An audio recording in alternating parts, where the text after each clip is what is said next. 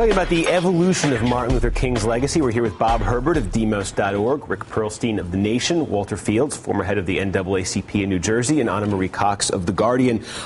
So I want to pick it up with you, Henri, but I want to just start by sort of, here's an example of how history kind of, evolves, because the Chicago Sun-Times, conservative newspaper, had an editorial this week where they basically retracted a 50-year-old editorial from 1963 where they opposed the March on Washington.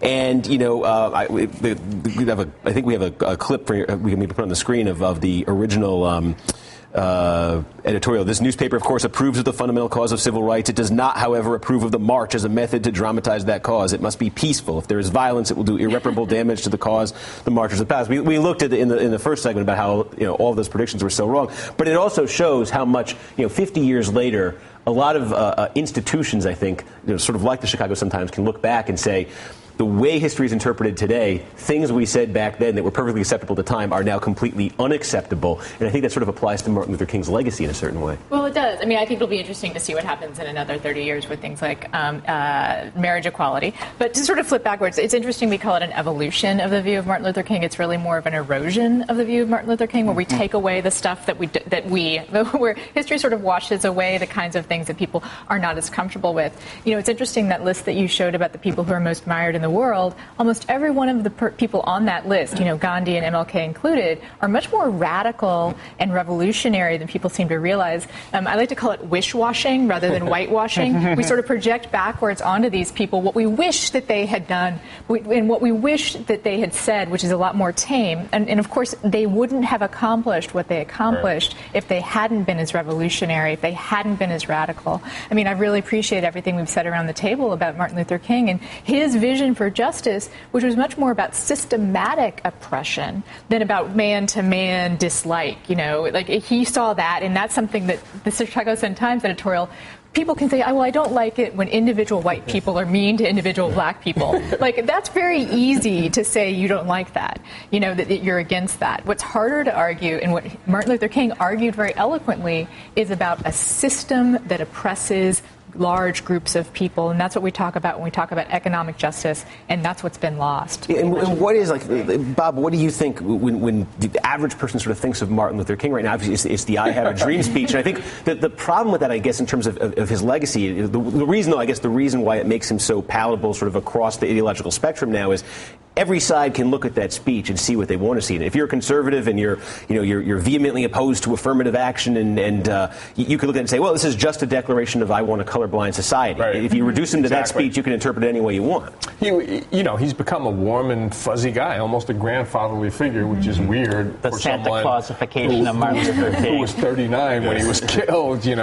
I go back to the word militant. I mean, he was an extremely militant guy, which was really weird because the black militants, some of whom were advocating violence, had a problem with King.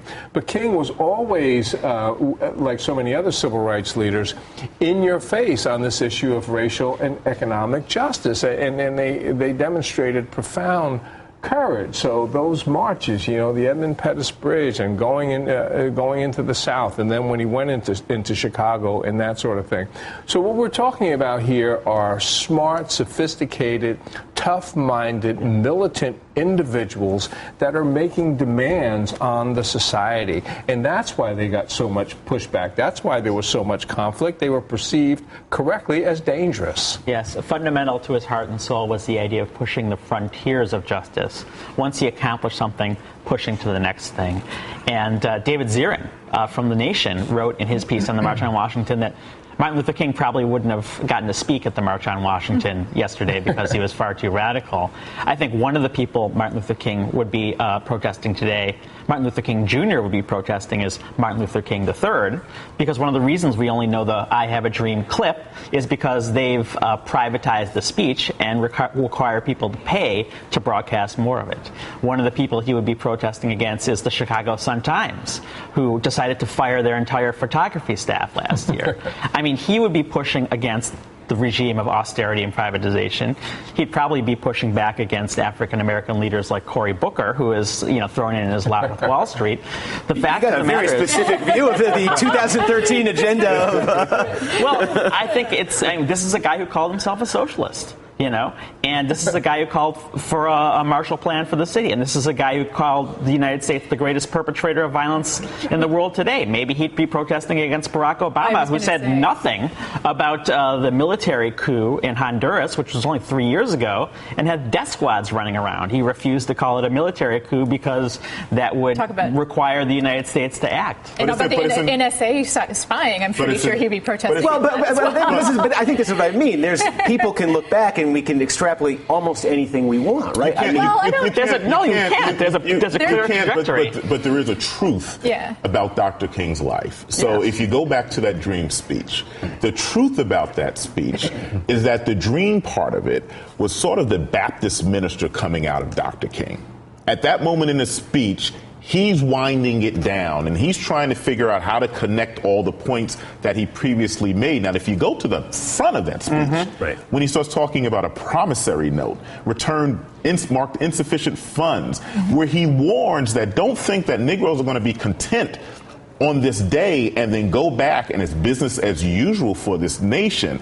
Dr. King's speech was a radical expression, and the only speech that I can compare it to, and none of us were alive at the time, was Frederick Douglass's What to the Slave is the 4th of July. Sort of this notion that in this moment, I have to indict my country for its failure to honor the words that it wrote on paper. So I think it's okay to talk about the speech, but we need to get away from calling it the dream speech, because it wasn't the dream speech. It's the demand. It's the demand speech. And he lays out a set of demands for America and marching orders for the African American community and the nation as a whole. So the part of King that we need to embrace, the King prior to his assassination and the King at the time of his assassination, was a person who made demands upon this government for justice, who understood the transformation of King was that the struggle that is inherent for African Americans is a global struggle. Testify, Brother Walter. That's the truth of Martin Luther King. But my question then would be, so we've just talked about how his legacy has sort of evolved over the last 40 plus years into this sort of an ageless national icon, and I think it's precisely because he's been depoliticized in a lot of ways. It's not the specific demands of his speech in 1963 that people remember. It's the more lyrical, I have a dream moment. And if you, I take your point, but if you reclaim the legacy in the way you're talking about, that would take him right off the most admired list again, wouldn't it? But that's okay. And I think he'd be okay with that, because he wasn't interested in being an icon. He wasn't interested in being a celebrity. He was interested in justice. If you're interested in justice, you could care less about what place you're on some list of most admired, because you're too busy trying to affect change. And this is what we miss in today's environment. We miss the fact that there were some courageous men and women of that moment who could have cared less that they were invited to talk on a television program or a radio program. All they cared about was justice. He notches perfectly. Was vilified everywhere he went. And with all due respect, Roy Wilkins, the president of the NAACP, said, I don't want to have anything to do with this march. He told the New York Times. He like John F. Kennedy, he kind of jumped on the bandwagon, but he also said, gee, I sure hope that it's not too disruptive. Yeah, I mean, people don't want that's what's been erased from his legacy, is disruptive part of it, the demand part of it. I think people tend to see the March on Washington and the dream speech as the pinnacle. Like, we have this, there was this march of increase of justice and march of increase of equality, and the speech was kind of like the cherry on top. Like, look, we've made it, everybody. But really, that was the beginning of the fight. That's when he realized that he had the momentum, or he hoped he had the momentum and the people behind him and the argument to make that this is a larger struggle than just for African Americans. This is an economic struggle for workers. Yes. He was a socialist. He would be profoundly dismayed by the America that he would see today.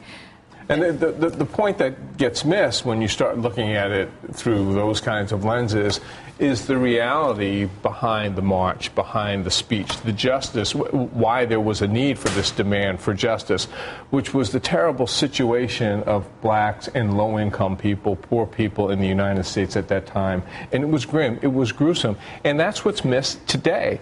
People are not willing, in either most of the time in the media or politicians and others, to acknowledge how much suffering there is in the United States, how much injustice there still is in this country, the poverty, the people out of work, the families struggling, the extreme inequality, and that's where the spotlight really ought to be. And we said in one of the earlier segments that the real heroes of the march were the people who actually marched, and I think that was recognized for all the attention King got. That was recognized that the 200 to 250,000 people who showed up had really demonstrated something, that they stood for something, and we're missing that now. Okay, I want to thank Rick Pearlstein of The Nation, and I want to thank Walter Fields of NorthstarNews.com. From I Have a Dream to I Solemnly Swear, Barack Obama, White America, and the King Dream. That's next.